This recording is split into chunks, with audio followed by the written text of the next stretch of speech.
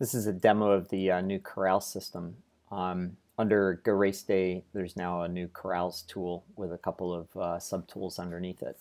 The Corral setup has two basic areas as well as a set of estimation tools.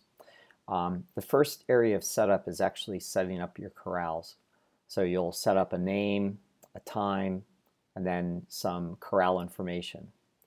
The rest of this information is kind of optional. You can enter the maximum number of participants you want in that corral or not. And you can decide how many events you want to have in each corral. In this case, I've just set up for the 8K to be in the corrals. And you can specify the estimated finish time, minimum and maximum. So basically this is saying everybody that has an estimated time between 22 minutes and 30 minutes is going to be in Corral 1. Anybody who has an estimated finish time of between 30 and 45 minutes is going to be in the second corral, the blue corral, and anybody that's over 45 minutes is going to be in the gold corral. Corrals can have multiple events in them. To do that, I just need to click on the event, the additional event, and enter in the information here if I want to do that.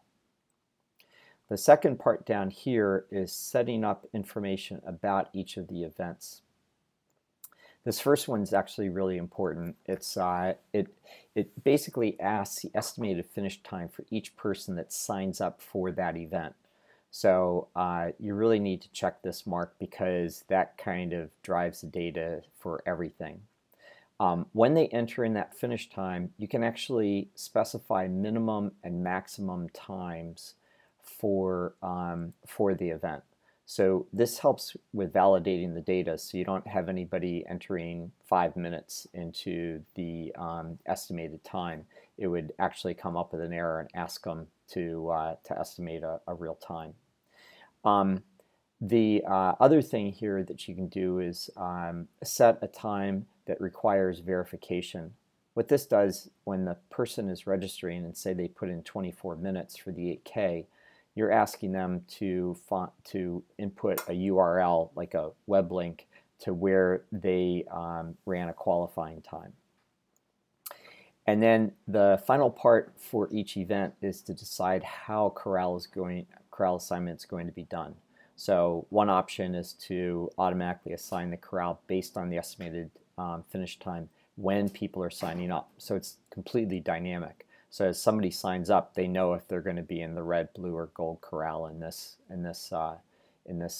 example.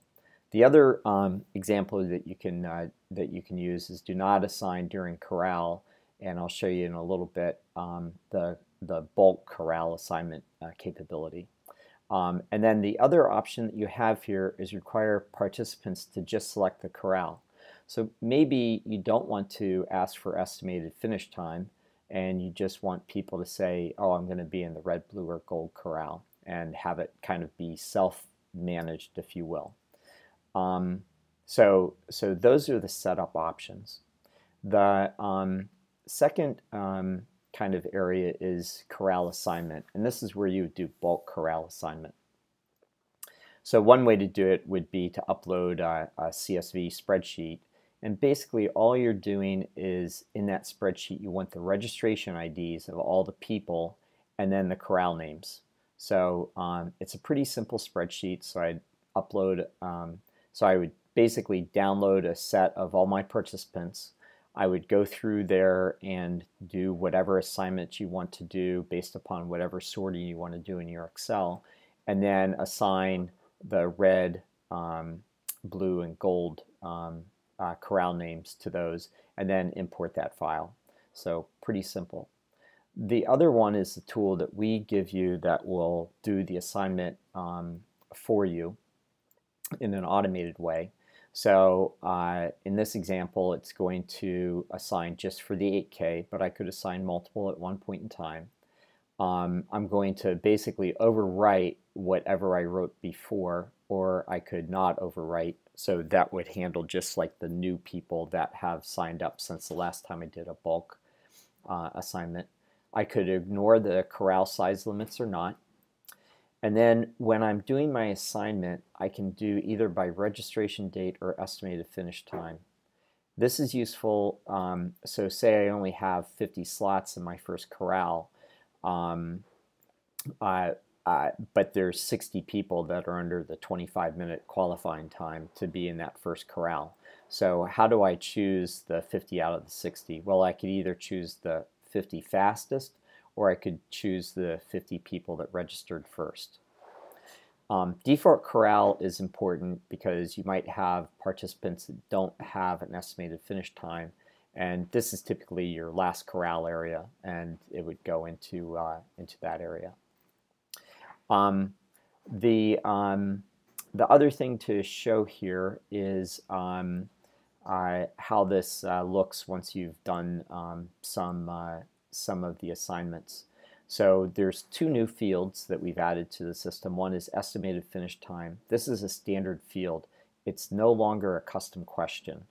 And the corral field. And so in your report options, you can configure a report and customize the view.